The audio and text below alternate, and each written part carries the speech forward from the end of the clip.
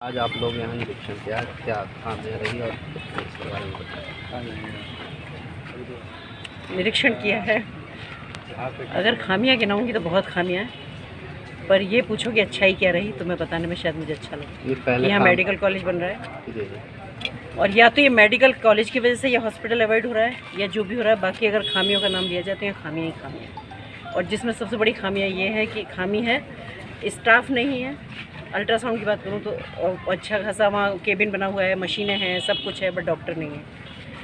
अगर पर्चे देख के मरीजों का इलाज की बात करूँ तो जैसे मैंने देखा कि बाहर से सारी दवाइयाँ लिखी जा रही हैं। इवन कितनी छोटी छोटी दवाइयाँ कि पेट दर्द और बुखार की दवाइयाँ बाहर लिखी जा रही हैं। थोड़ा मैं कहना चाहूँगी कि वो वजह कह रही हूँ, मैं पर्सनली किसी को नहीं कह रही हूँ, पर अगर खामियों के नाम पे कहा जाए तो अस्पताल के नाम पे कुछ भी नहीं। समझ लो, मतलब इतना मन कुंठित इसलिए है। अभी मेरी ये बात हुई थी कि अगर आपको नया कंस्ट्रक्शन कोई डिस्टर्ब कर रहा है, जैसा अभी कहा मुझे कि नहीं साहब वो नया बन रहा है इसलिए थोड़ा, तो मैंने कैसे बंद का बोर्ड लगा दूँ जिससे कम से कम मरीज़ ना आए यहाँ, तो वो भटकेंगे नहीं, उनको जहाँ इलाज कराना है कराएंगे, बंद कर दो इसको। तो मुझे नहीं अच्छा लगा बिल्कुल भी। आई होप कि मेडिकल कॉलेज बन रहा है, बिल्डिंग बन रही है, जैसा आप देख रहे हैं सुंदर बिल्डिंग बन रही है। अच्छाई की बात, क्योंकि मैं इसलिए कह सकती हूँ ये बात कि इस वक्त उत्तर प्रदेश की सरकार है या केंद्र सरकार की बात है, जितना शिक्षा और स्वास्थ्य पर पैसा खर्च हो रहा है, जितना इस डिपार्टमेंट के लिए पैसा रहा है, इतना किसी दूसरे डिपार्टमेंट के लिए पैसा नहीं जा रहा। अगर उसके बावजूद भी हमारी अगर कहीं कमियां हैं और हम उसको दुरुस्त नहीं कर सकते तो इसमें कहीं ना कहीं व्यक्तिगत हमारे भी फॉल्ट हैं। तो बहुत सारी चीज़ें ऐसी हैं जो मेरे पास आई, दोनों मेरे पास अधिकारी CMS यहाँ और ये सब खड़े हुए हैं, जैसा जैसा इन्होंने बताया कि जिसके कारण ये भी कहना चाहिए कि बेबस टाइप के हैं। क्योंकि इन्होंने कहा है कि हमारे हाथ में कुछ है ही नहीं, हमारे हाथ में सिर्फ इतना मैनेजमेंट है कि कौन काम ड्यूटी कर रहा है, कौन नहीं कर रहा है, सिर्फ हम लोग इतना देखने का अधिकार रखते हैं। बाकी सारे राइट्स प्रिंसिपल के पास हैं। अब प्रिंसिपल क्यों नहीं ध्यान दे रही हैं वो एक अलग बात है। अब उनसे मिला जाएगा या तो बात की जाएगी या नहीं देनी, हो सकता है आपके द्वारा भी उनके पास खबर पहुँच जाए या यहाँ के द्वारा खबर पहुँच जाए कि बिल्कुल सिस्टम बस्ट किया हुआ है। हाँ, ये प्रिंसिपल और इसका जो ये है इसमें तालमेल की कमी कहिएगा। हाँ, तो ये तो देखना चाहिए ना। तो ऊपर से शिकायत तो गई होंगी, ऐसा नहीं है, या शिकायत ये करते नहीं है।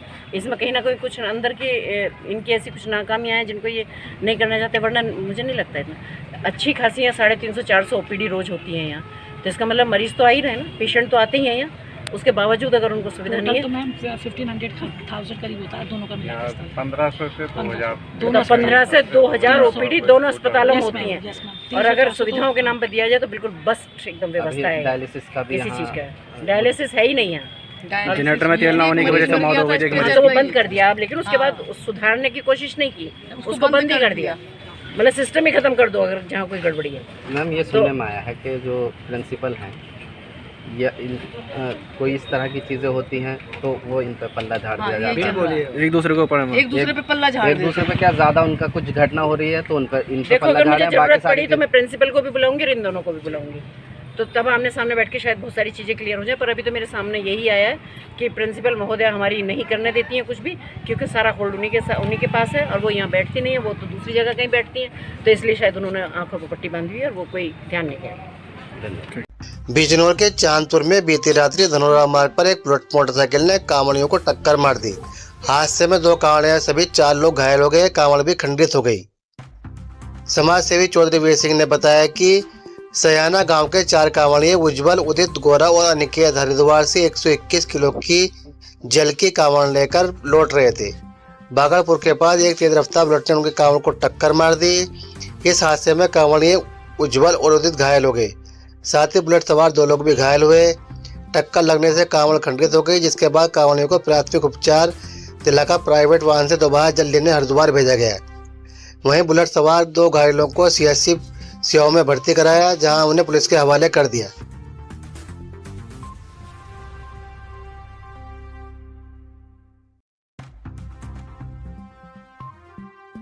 बिजनौर के नूरपुर थाना क्षेत्र के गांव गुहावर हल्लू में चोरों ने 2 सगे भाइयों के घरों को निशाना बनाया। चोर छत के रास्ते से घरों में घुसे, उन्होंने अलमारी में रखे नकदी और कीमती गहनों की चोरी की। पहले भाई अकरम उर्फ भूरा के घर से चोर 35,000 रुपए नगद, 3 सोने की ज्वेलरी सहित कीमती सामान कपड़े ले गए।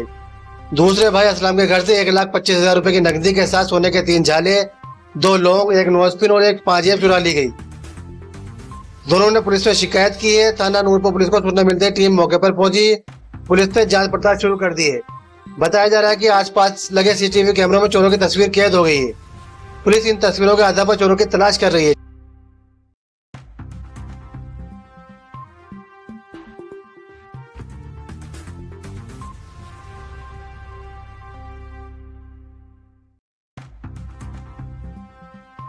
नाम है तुम्हारा? अकरम। रात क्या हुआ? रात मेरे घर पे चोरी हो गई। कितनी क्या क्या सामान गया? सामान मेरी 3 चीज़ गई सोने की, जो 1.5-2 लाख रुपए की चीज़ थी। मैंने अपने बेटे के लिए खरीद के रखी थी। और क्या गया? और जी 35,000 रुपये नकद थे, और सामान गया संदूक में से जो भी उनका हाथ लगा, कपड़े, बर्तन भांडे, ये थोड़ा बहुत। पुलिस को तहरीर दे दी? पुलिस को तहरीर दे दी साहब। क्या नाम है तुम्हारा? मोहम्मद असलम। क्या नुकसान हुआ रात? मेरे घर 3:30 बजे के बाद रात चोरी हुई।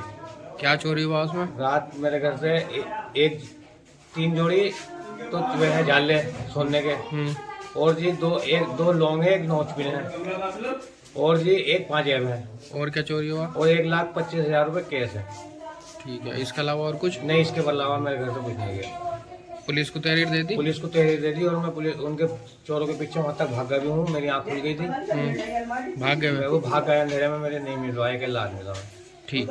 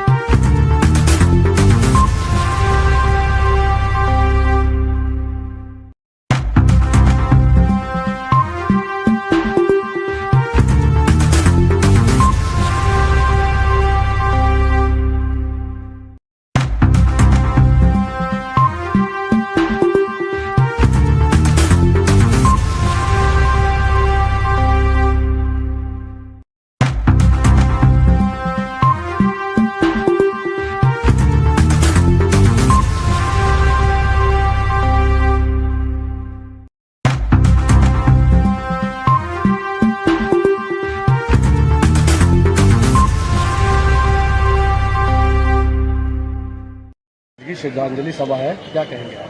देखिए, आदरणीय धर्मपाल जी बिजनौर जनपद के रहने वाले हैं और संघ के वरिष्ठ प्रचारक हैं। वर्तमान में भारतीय जनता पार्टी के उत्तर प्रदेश के संगठन मंत्री।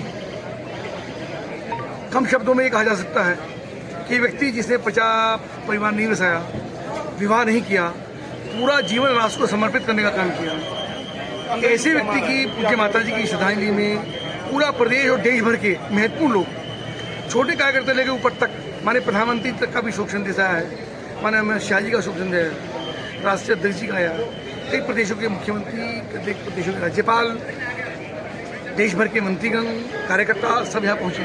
तो मुझको लगता है एक व्यक्ति जिसने परिवार नहीं बसाया, उसके पूरा उसका परिवार है, और सब लोग लाखों की संख्या में लोग यहाँ पहुँचे यहाँ श्रद्धांजलि देने के लिए, श्रद्धा सुमन अर्पित करने के लिए। निश्चित रूप से देखो, इसी कवि की एक लाइन है कि पूत सपूत तो क्यों धन संचय, तो पूत सपूत हुआ है तो पूरा देश उनको श्रद्धांजलि देने के लिए अर्पित हुआ है। आए हैं, मैं पूज्य माता जी को श्रद्धा सुमन। मंत्री जी, आज की व्यवस्था की बात करें तो किस तरह की व्यवस्था है? अब आप देख रहे हैं, बहुत सारे कार्यकर्ता आ रहे हैं, बहुत सारे लोग आ रहे हैं, सबके लिए श्रद्धांजलि, जो उसके बाद प्रसाद, उसके लिए फिर वाहन पार्किंग, तो मुझको लगा व्यवस्था थोड़ा कम पड़ रही है, आने वाले लोग ज़्यादा है, फिर भी हमारा पूरा प्रयास है किसी प्रकार की असुविधा किसी को नहीं। प्रशासन की बात कहेंगे तो प्रशासन का क्या सहयोग है? ठीक है, सब अपना काम ठीक पड़ा सके। Thank you. आप यहाँ आए थे, कुछ कहेंगे? जनता पार्टी प्रदेश के संगठन महामंत्री,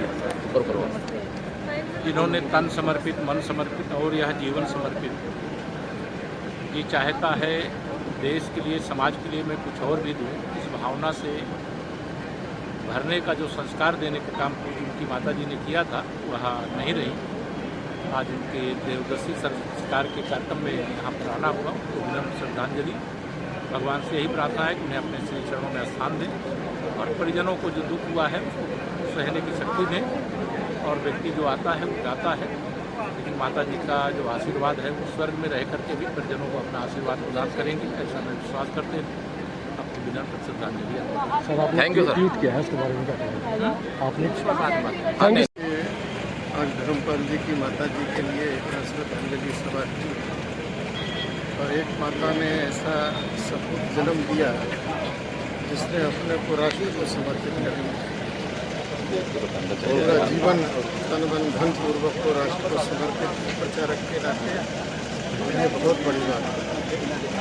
और माता भी वही धन्य है जिसका पुत्र राष्ट्रभक्त हो, राम भक्त हो। तो वो एक ऐसी देवी थी जिन्होंने अपनी कोख से ऐसा सपुत्र जना है। आज उस माँ को प्रणाम करने के लिए यहाँ लाखों की संख्या में लोग आए हैं। तो ये केवल और केवल एक सच्चे राष्ट्रभक्त सपूत को जन्म देने वाली माता को श्रद्धांजलि।